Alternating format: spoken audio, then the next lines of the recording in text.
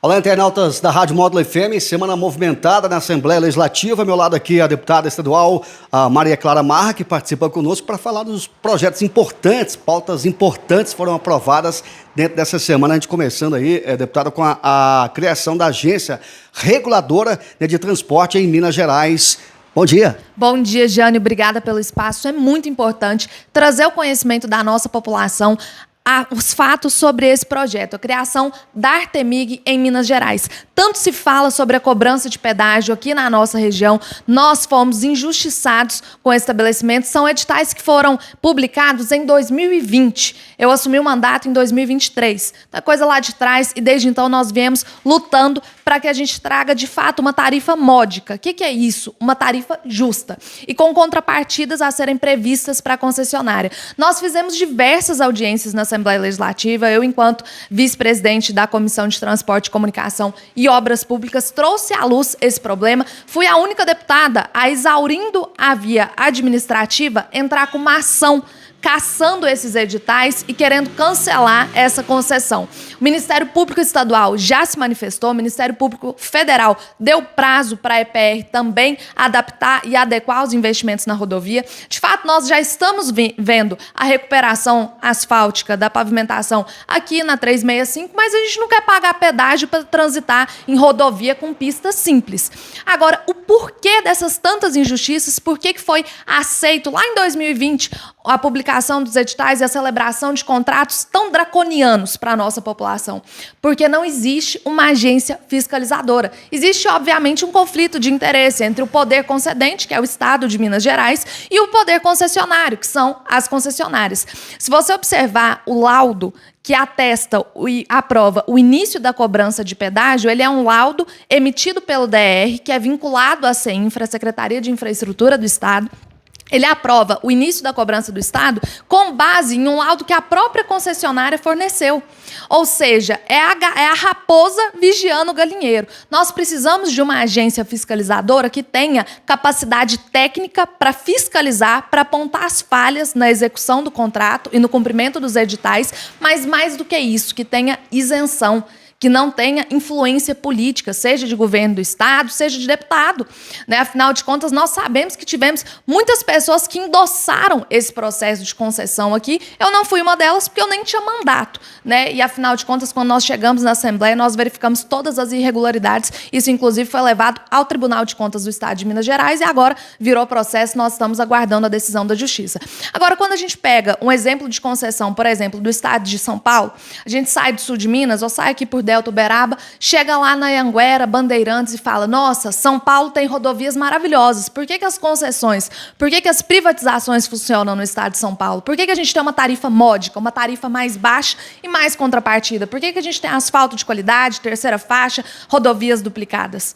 Porque nós temos a Artesp em São Paulo, que é o paralelo da NTT, só que a nível de estado. E é isso que nós precisamos colocar em Minas Gerais para que a gente tenha um mínimo de parâmetro para exigir de qualidade da prestação das concessionárias. E eu quero dizer aqui, Janinho, que muitas das pessoas falam comigo, falam assim: Maria Clara, eu não sou contra a privatização. Eu quero pagar pedágio, mas eu quero pagar uma tarifa baixa e eu quero transitar numa rodovia que está bem cuidada, porque é o governo do estado, e nós estamos no estado que tem a maior malha rodoviária do país. São mais de 22 mil quilômetros só de rodovia estadual, fora as que eram federais, como o caso da BR-3653 de Patrocínio Uberlândia, que foram estadualizadas. Maria Clara, eu quero pagar pedágio, mas eu quero pagar uma tarifa baixa e por um serviço justo, um serviço de qualidade. Eu escuto muito isso, Janinho.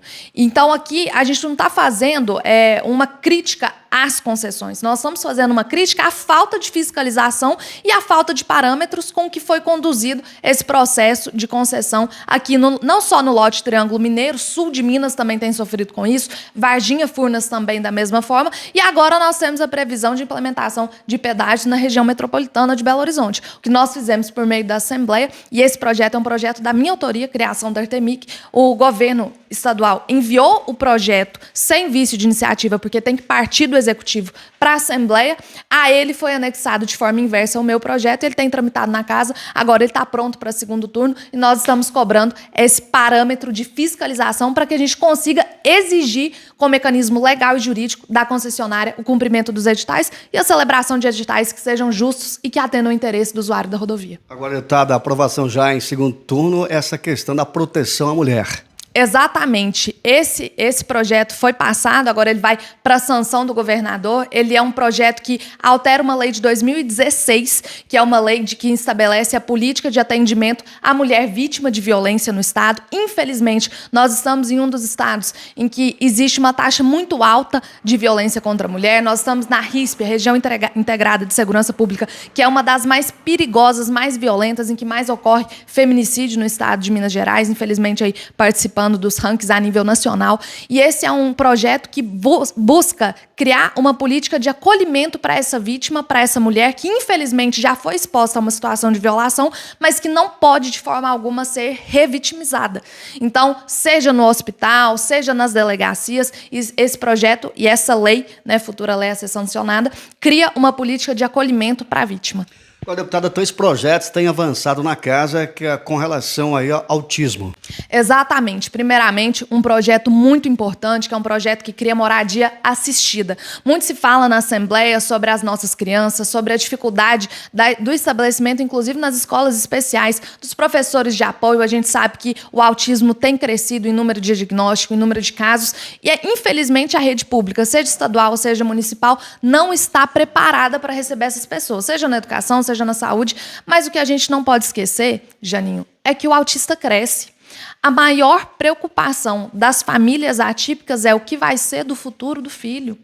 E nós precisamos criar ambientes em que essas pessoas sejam acolhidas e recebam atenção, seja do governo do estado, seja do governo municipal. E esse projeto, ele vem, agora passou na Comissão de Constituição e Justiça, ele vem para justamente prever a criação desses lares, dessas casas assistidas para que essas pessoas possam receber o devido acompanhamento, inclusive em idades já maduras. E da mesma forma, nós acabamos de aprovar, com parecer favorável na Comissão da Pessoa com Deficiência, um projeto que incentiva e estabelece a sinalização nos hospitais. Em ambiente hospitalar, as pessoas com dificuldades, limitações sensoriais têm muita dificuldade, sobretudo pela própria questão da dificuldade sensorial que é prevista, né, no autismo. Então, com o condão de evitar crises, evitar possíveis desregulações sensoriais, esse projeto ele visa a sinalização e cuidados adequados para acolhimento da pessoa com transtorno de espectro autista. Isso é resultado de um trabalho de escuta ativa que nós temos feito por meio da Frente Parlamentar,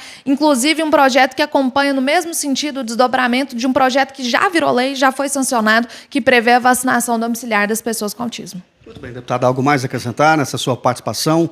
Nada, nós estamos aí a serviço da nossa cidade, da nossa região, do estado, enfim, obrigada pelo espaço e o que precisarem, nós estamos aqui à disposição. Muito bem, conversei com a deputada estadual Maria Clara Marra, módulo Informação com Credibilidade.